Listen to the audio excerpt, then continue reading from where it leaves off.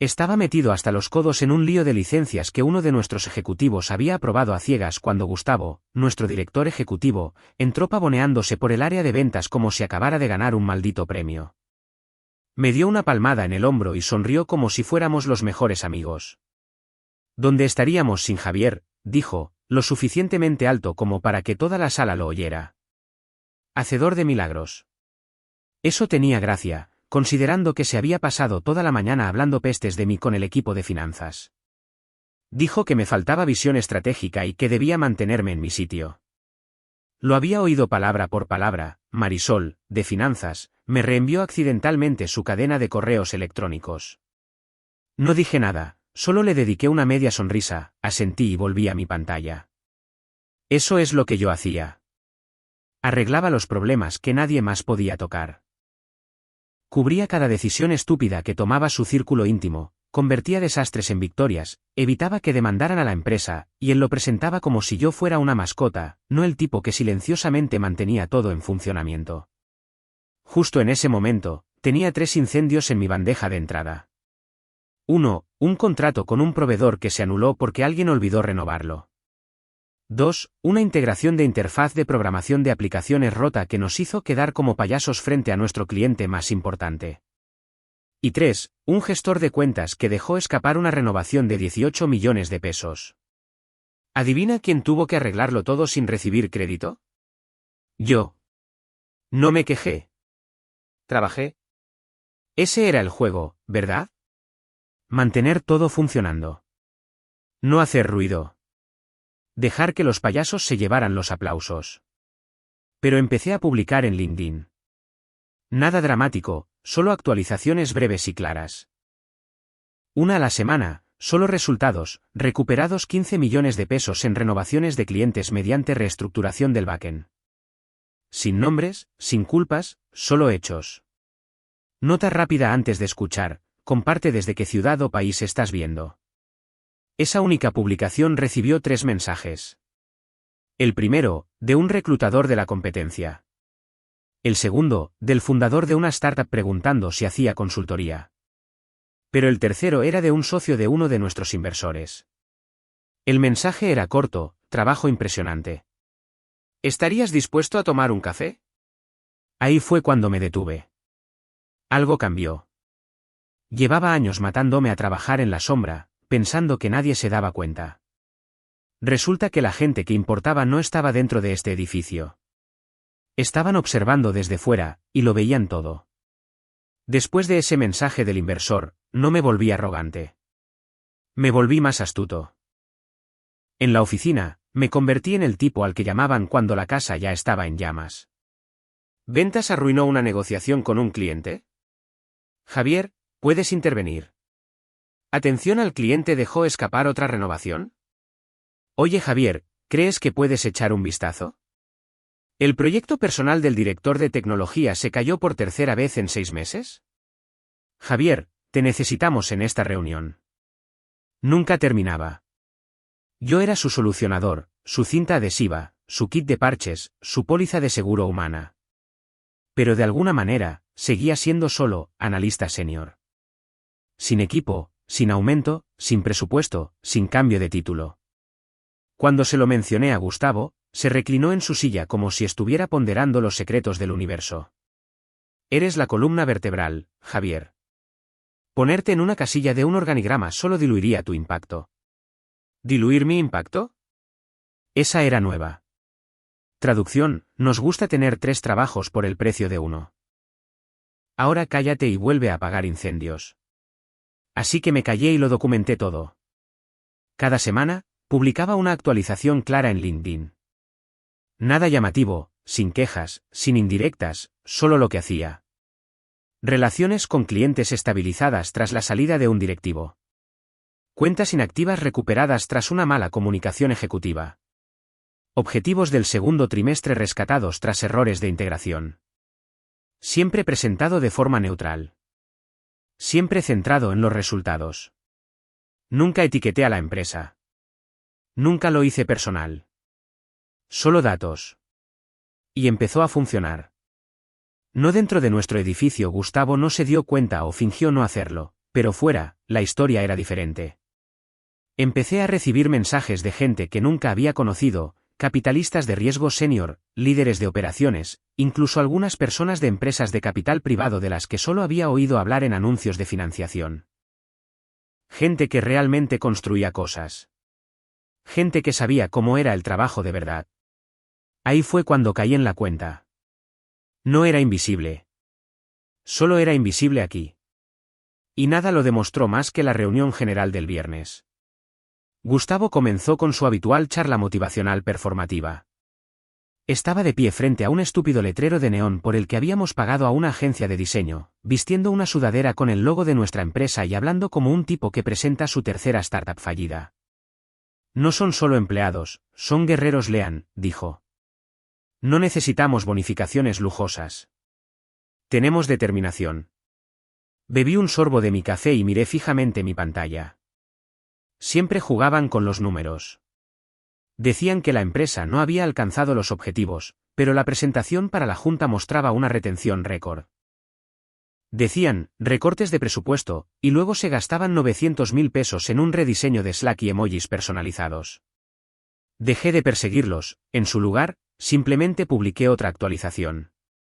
Apoyo a la retención de clientes tras cambios en las prioridades presupuestarias y reducciones de personal. Esa fue recompartida por alguien de una firma de inversión de tamaño medio. Otro reclutador me envió un mensaje directo en menos de una hora. No respondí. Todavía no.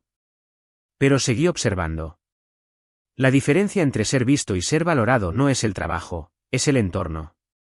Y este no estaba cambiando, me estaba utilizando. Un día, estaba almorzando en mi escritorio cuando apareció Adriana de Recursos Humanos. Era amable, nueva, todavía creía en la cultura. Sonrió con torpeza y dijo, Gustavo mencionó lo importantes que han sido tus contribuciones últimamente. Solo quería hacértelo saber. Asentí, sin siquiera levantar la vista. Ese era el juego ahora. Sin aumentos, sin títulos, solo cumplidos cuando la junta directiva estaba mirando. Pero no era tonto. Sabía cómo terminaba esto si me quedaba callado y lo dejaba pasar. Así que seguí publicando, un resultado a la vez, un hilo a la vez, hasta que la gente que importaba no solo estaba mirando, sino que estaba esperando a que yo hiciera un movimiento. La siguiente publicación no pretendía inquietar a nadie. Era solo la verdad, el liderazgo que ignora el agotamiento generalmente aprende el costo cuando es demasiado tarde. Limpio, medido, sin drama. A la mañana siguiente, era tendencia dentro de un círculo de liderazgo especializado. Un tipo de capital regiomontano, uno de los grupos de inversión que nos metió 180 millones de pesos el año pasado, lo recompartió con un comentario sobre señales que vale la pena observar.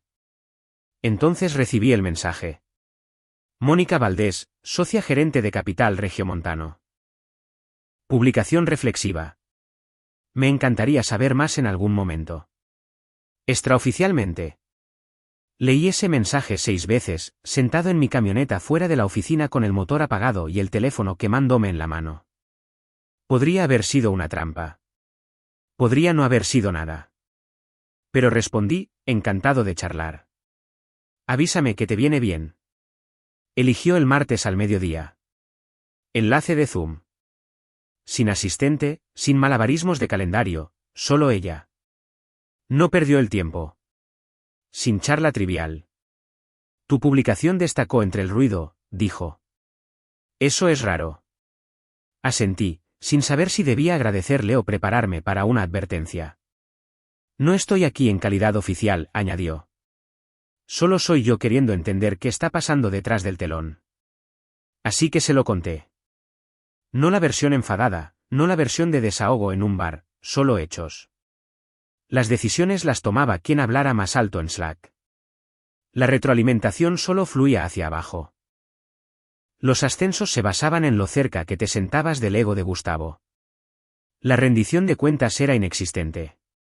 Cuando algo se rompía, yo lo arreglaba. Si alguien por encima de mí fallaba, yo lo enterraba. Yo no era un equipo, era un amortiguador humano. No interrumpió. No se inmutó. Luego preguntó, ¿por qué no te han ascendido? De hecho, me reí. Porque soluciono las cosas antes de que el fuego llegue a la sala de juntas. Eso hizo que inclinara la cabeza ligeramente. Entonces, estás diciendo que el liderazgo ni siquiera sabe lo que está roto. Exactamente. Creen que el silencio significa fuerza. Solo significa que todavía estoy limpiándolo. Asintió una vez, lentamente. Eso no es un problema de cultura, dijo. Es un fallo de liderazgo. Me recliné en mi silla, sintiendo el peso de esas palabras. No solo estaba escuchando. Estaba viendo. No a mí como un gerente intermedio gruñón con opiniones, sino como alguien que hacía un verdadero control de daños mientras los ejecutivos jugaban al campamento de fantasía de startups. Terminó la llamada con una sola frase: gracias por tu franqueza. Si las cosas cambian, manténme informado. Esa noche, no pude dormir. No porque estuviera nervioso, sino porque me sentí visto. Y eso me asustó más de lo que esperaba.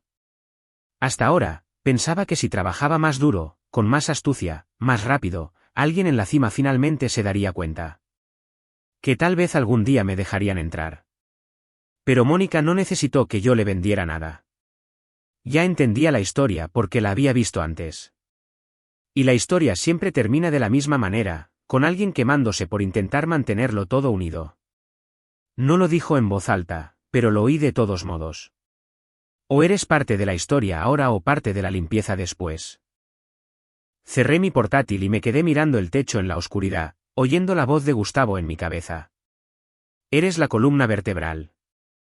No. Yo era el respaldo, la excusa, la tapadera.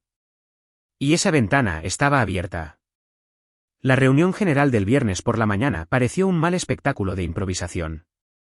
Gustavo llevaba puesta su sudadera de startup, la que tenía nuestro antiguo logo, paseándose de un lado a otro en Zoom como si estuviera resolviendo el hambre en el mundo con palabras de moda.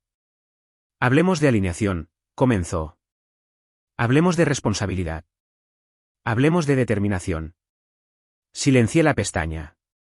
Entonces lo soltó, casual pero afilado. Algunas personas parecen más centradas en construir sus marcas personales que en construir la empresa. No dijo mi nombre. No tuvo que hacerlo. La pausa después de esa frase fue lo suficientemente larga como para sentenciarme en la pantalla. Algunas personas miraron a sus cámaras y luego se retractaron. Yo solo bebí un sorbo de mi café, miré al frente y no me moví. Lo había visto. La publicación sobre cómo las empresas que castigan la disidencia terminan ahogándose en el silencio había sido recogida por uno de los tipos de nuestro grupo de inversores de la serie B, recompartida, gustada y pasada como si fuera el Evangelio. Gustavo debió de sentir el golpe. Podía imaginármelo en su escritorio de pie, hirviendo de rabia.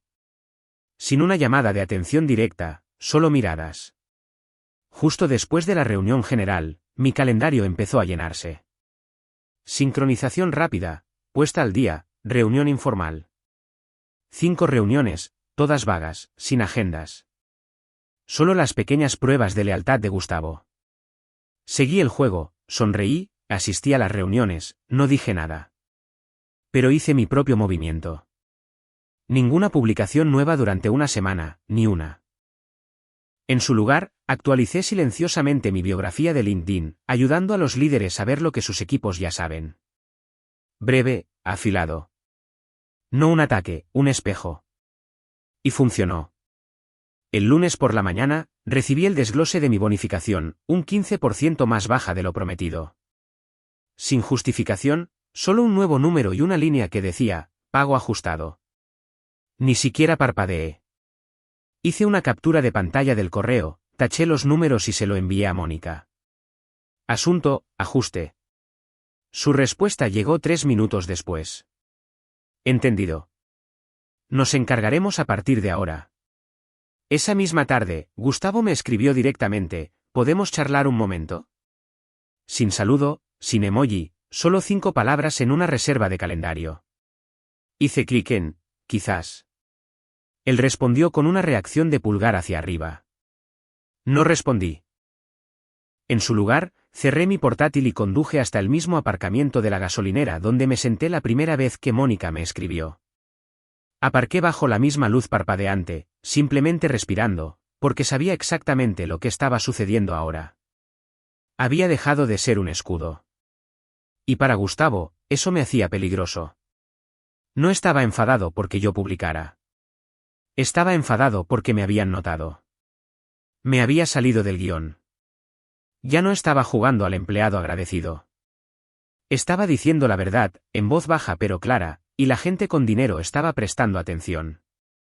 A la mañana siguiente, Recursos Humanos intentó llamarme. Dejé que sonara. Luego me enviaron un correo: ¿podemos confirmar algunos detalles de la nómina? Respondí: claro, incluyan a finanzas. Yo no gestiono eso. No volvieron a responder. En ese punto, sabía hacia dónde se dirigía esto. Gustavo me quería arrinconado o fuera. No le importaba cuál, siempre y cuando dejara de ser un riesgo. Pero esto no era yo arremetiendo. Era yo documentándolo todo. Cada paso, cada movimiento. Sin emoción, sin ruido, solo presión limpia y silenciosa. Y detrás del telón, Mónica y su equipo observaban. No con palomitas, con un libro de jugadas. Ya no solo me estaban poniendo a prueba. Me estaban midiendo. 2 días después, volvía de la cocina con una barrita de granola rancia cuando Gustavo asomó la cabeza por su despacho y dijo, con un tono plano y bajo: ven a verme. Sin invitación de calendario, sin recursos humanos. Solo eso. Entré. Cerró la puerta detrás de mí como si fuera a ofrecerme secretos de Estado, pero su tono era pura condescendencia. Mira, empezó, paseando lentamente. Hemos notado que tu actividad en línea ha aumentado. Me quedé allí, con las manos en los bolsillos, tranquilo. Has estado actualizando tu perfil, continuó, publicando regularmente, consiguiendo atención. Arrastró esa última palabra como si tuviera un sabor amargo. Permanecí en silencio. Entonces soltó la frase que claramente había estado practicando. ¿Estás explorando opciones? Levanté una ceja. ¿He dicho que lo estuviera? No tienes que hacerlo, espetó. ¿Sabes cómo funciona esto? El equipo lo ve. Empiezan a hacer preguntas. Perjudica la moral. La moral. Casi me río. En su lugar, dije, ¿quieres decir que perjudica el control?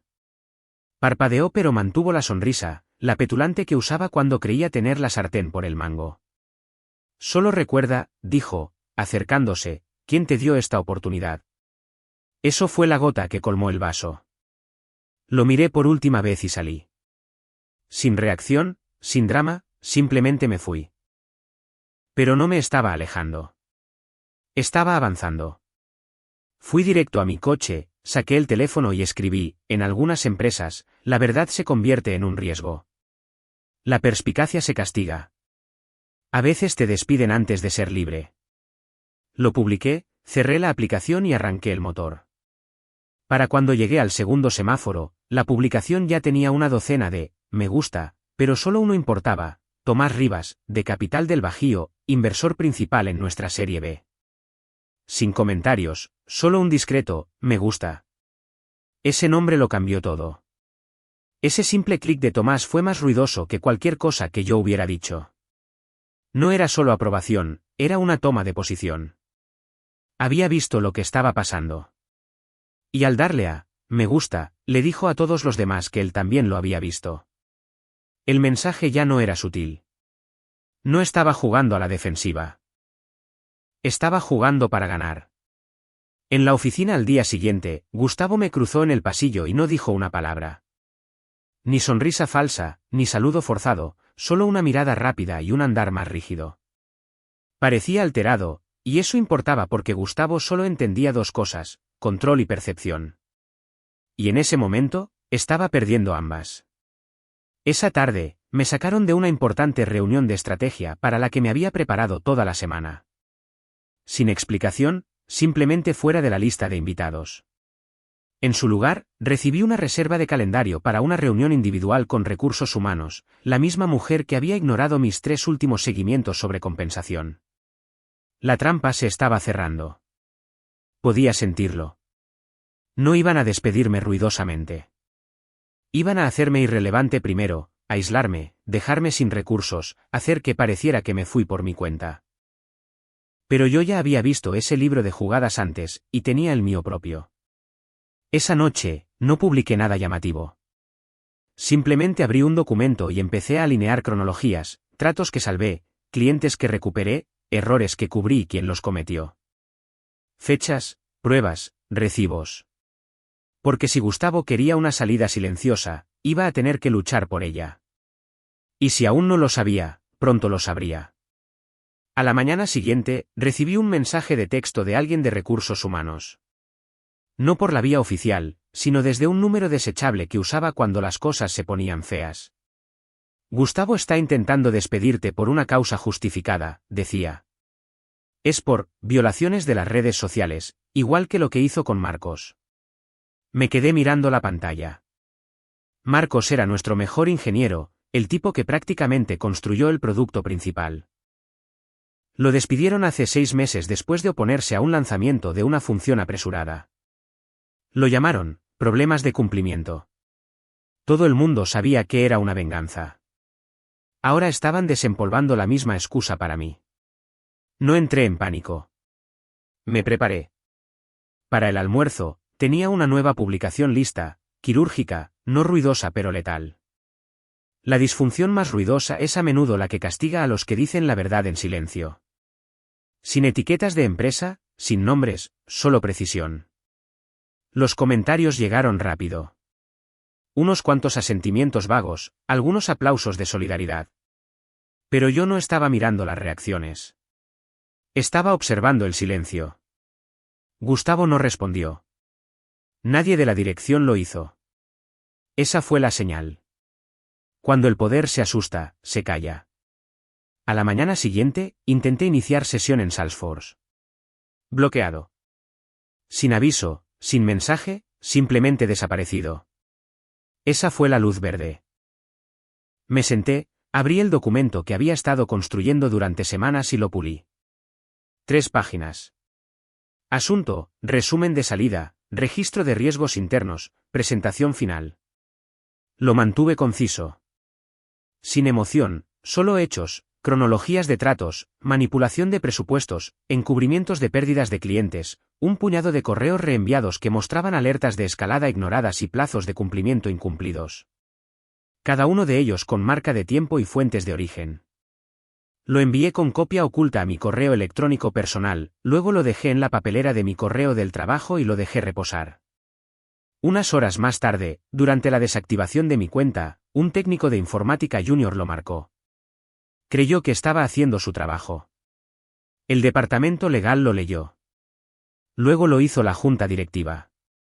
Por la noche, ya no tenía acceso a ningún sistema. Slack, Drive, Notion, todo borrado. Pero no estaba preocupado. Ya tenía lo que necesitaba. Pensaban que estaban jugando al ajedrez. Pero yo no era una pieza. Era el cronómetro. Las siguientes 48 horas, silencio. Ni siquiera un correo electrónico automático. Pero podía sentir la máquina atascándose como un motor que rechina sin aceite. Al día siguiente, estaba de vuelta en el mismo restaurante, en la misma mesa. Café frío, tortilla a medio comer. Apenas la había tocado. No era necesario. El espectáculo estaba justo al otro lado de la ventana. Desde donde estaba sentado, podía ver el edificio de oficinas al otro lado de la calle. Las persianas del último piso estaban cerradas, algo que nunca sucedía. Y mi teléfono explotaba. Oye, ¿te has enterado? La actualización para inversores se ha pospuesto. ¿Está pasando algo? Gustavo tiene una pinta horrible. No respondí. Simplemente seguí mirando.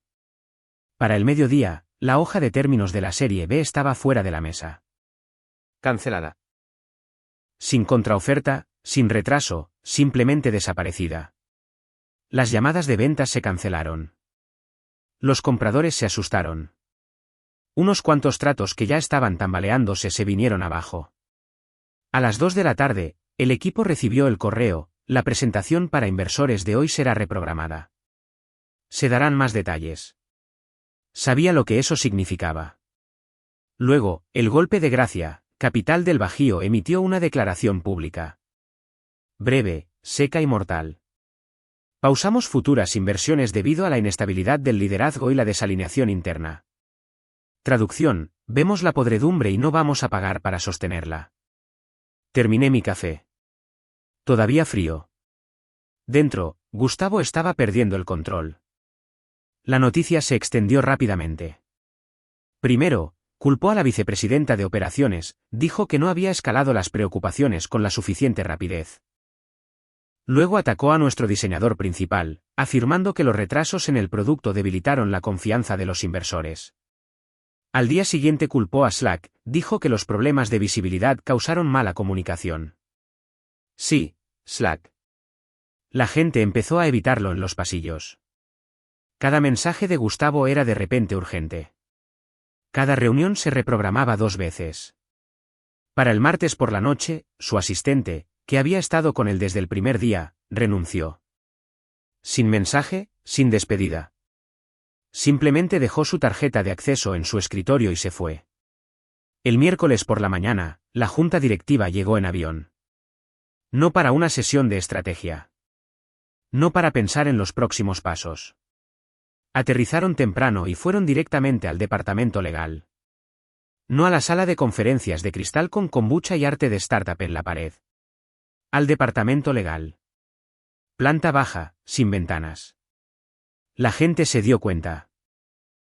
Alguien me envió por Slack una captura de pantalla, Gustavo paseando por el pasillo sin zapatos, con el pelo revuelto, sin chaqueta, solo una sudadera y una mirada salvaje. El pie de foto decía, supongo que de verdad encendiste la mecha, ¿eh? No respondí, porque esto ya no se trataba de mí. En realidad, nunca lo fue. Se trataba de una empresa construida sobre el ruido, el ego y el miedo. Un lugar donde el silencio era recompensado y la honestidad castigada hasta que alguien finalmente corrió el telón. Y ahora no había declaraciones, ni reuniones generales, ni manipulación, solo silencio. Del tipo que sigue a un impacto. Esa tarde, mi bandeja de entrada empezó a llenarse de nuevos nombres. Reclutadores, sí, pero también gente de operaciones, asesores senior, personas con las que nunca había trabajado pero que claramente habían seguido el hilo. Un mensaje destacó. No decía mucho, pero, maldición, sí que fuiste ruidoso. Esa era la cuestión. Nunca levanté la voz. Nunca señalé a nadie por su nombre. No necesité hacerlo. El sistema se expuso a sí mismo. Y Gustavo, podía sentir cómo se le escapaba. El control, el poder, la percepción, todo se desvanecía rápidamente. Había perdido a la audiencia, y el dinero, y a la única persona que podría haber evitado que el tren descarrilara. La única persona que intentó hundir. La sala de juntas estaba en completo silencio. El departamento legal se sentaba, rígido, en la esquina. Nadie tocó el agua con gas. Gustavo se reclinó como si tuviera el control, pero sus manos estaban apretadas bajo la mesa. Entiendo que ha habido algo de ruido en línea, empezó, intentando sonar tranquilo. Recursos Humanos lo está revisando. Desde nuestro punto de vista, sus publicaciones rayaban en la insubordinación. Tomás Rivas no le dejó terminar. Puso una sola hoja de papel sobre la mesa. Mi publicación de LinkedIn, impresa, resaltada. La disfunción más peligrosa es la que castiga la verdad. No abandonó el barco, dijo Rivas, con voz baja y clara. Intentó advertirnos. Gustavo abrió la boca. Estamos lidiando con muchos problemas de percepción ahora mismo, y yo. Rivas ni siquiera parpadeó. Cumplió en medio del caos. Nunca pidió un aumento. Pidió ser escuchado. Miró alrededor de la mesa y luego de nuevo a Gustavo. Y ninguno de ustedes escuchó. Nadie se movió.